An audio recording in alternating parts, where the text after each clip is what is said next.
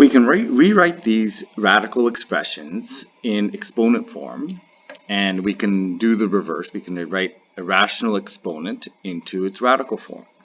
So we know that the root represents the denominator of the power.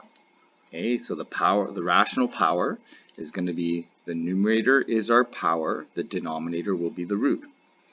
So when we work this out, we can see that we end up with 7 power 10 root 5.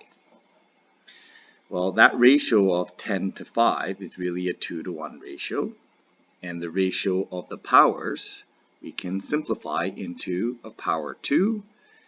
This works out to be 49. For this next one here, the power is the numerator, the denominator is the root.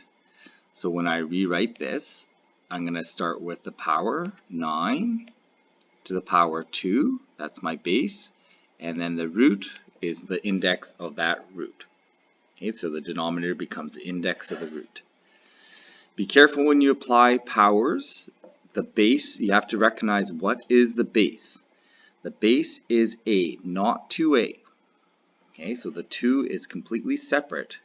It's separated by multiplication. And then the a, we're going to do, in this case, I'll do the root first. The denominator is the root.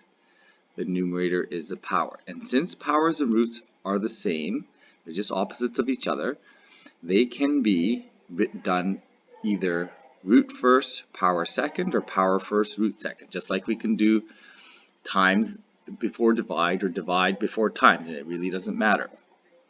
So this one here is really important because we have to be careful what is our base, okay, and what does the power apply to.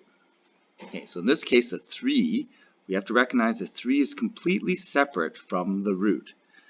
So we cannot express 3 as any part of the power.